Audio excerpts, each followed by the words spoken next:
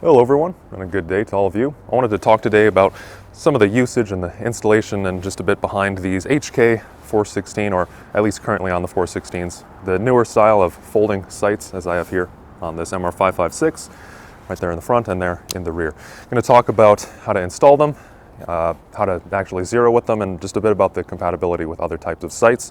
So I'll go ahead and get started on the installation.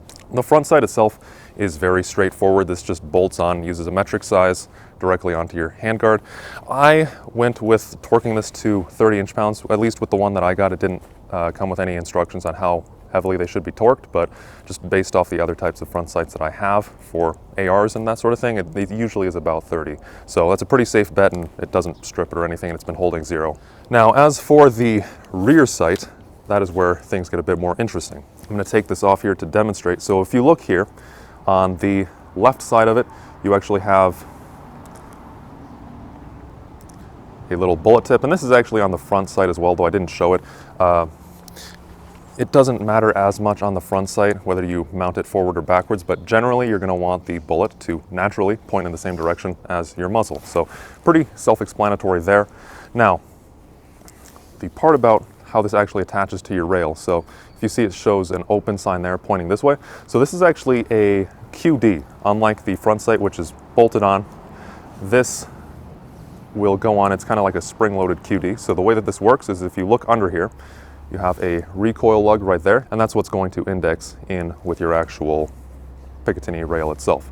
Now this does get a little bit awkward. There's no real great way to hold it when you're installing it, but what you're going to do is basically hold the sight itself, and then this acts as a lever. You'll just push this down, and you can see I'll show you at the bottom. You can see that just slides out of the way and kind of opens up, and then you'll just slide that onto your rail at the same time, and it'll just look kind of like so here. Starting it right here, I'm just kind of indexing it in one of my slots, pushing it on. You can see there it closed in, and from there you just let the lever slide forward, and this is on really securely now. So once you get these installed, your front sight is just held up by tension, so push it up, push it down, just like so. Moving now to zeroing this sight, all of your adjustments are going to be from the rear sight. You can see that your front sight is very simple. There's not much going on here. And then moving to the rear sight, now you can see you have a down and up here, and then you have your windage controls on this knob right here. So for your elevation, you're going to actually take the aperture sight that you were aiming through, and you will just pull it up to unlock it. It just kind of sits in a little groove right here, and just do a full turn. You'll turn it to the right to spin it up, or left to spin it down, and that is referring to your point of impact. So the same way that I was mentioning before to unlock and lock the sight, to adjust the windage, so you'll just push this little button right here in, and then you can turn this knob right here.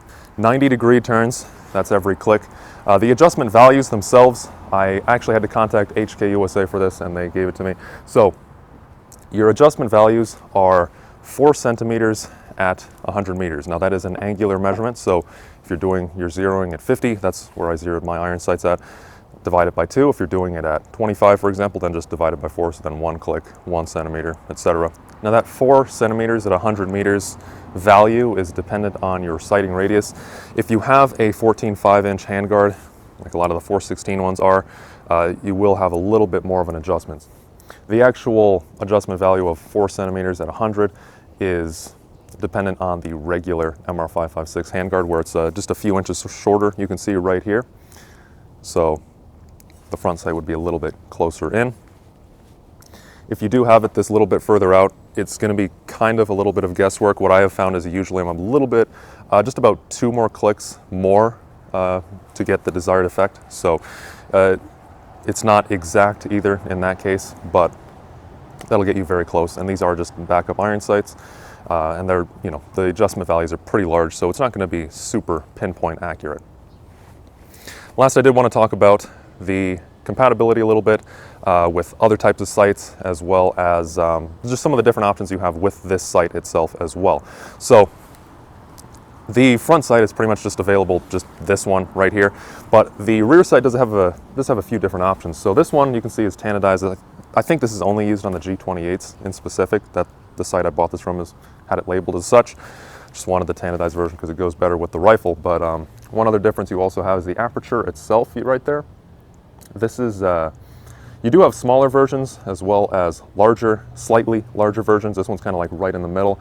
I do like this size quite a bit. I'm forgetting what the exact size is right now, but I'll put it up on the screen right here.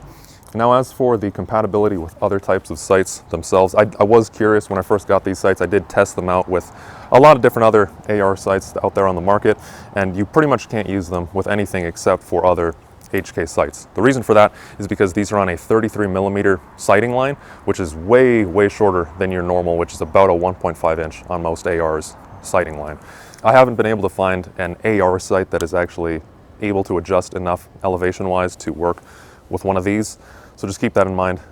You are kind of locked into this system. And if you are wondering also about how it co-witnesses, you'll see I did take this EOTech off. Even if I didn't have this riser here, actually, these are really short, as I mentioned, and I can't actually see them through, even if it was directly on the rail right here. They're just barely below it. So if you had one of the older EOTechs, this one of course is a QD, so a little bit higher as a result, you should be able to get it to co-witness if that's something you're looking at, wanting to do, if you have one of those shorter ones. Otherwise, if you're not using an EOTech, just keep in mind, these are really short, so you will need a pretty low optic to get it to co-witness properly. Otherwise, if you're running it like I am, these will clear a riser just fine, so no issues there. Other than that, I did just kind of want to mention, just from my own experience when I was zeroing this, these were really, really far off. I would actually recommend you either bore sight these to start or start them at 25. Usually, I haven't had sights be that far off from the get-go, but these did take a considerable amount of adjustment before I got them right on. But, it's just the usual zeroing process other than that. So let me know if you have any other questions on these or on anything else in the comments below. And thank you all for watching, especially if you got through the video. Hopefully you all found this informative. Take care, and I'll see you all in the next one.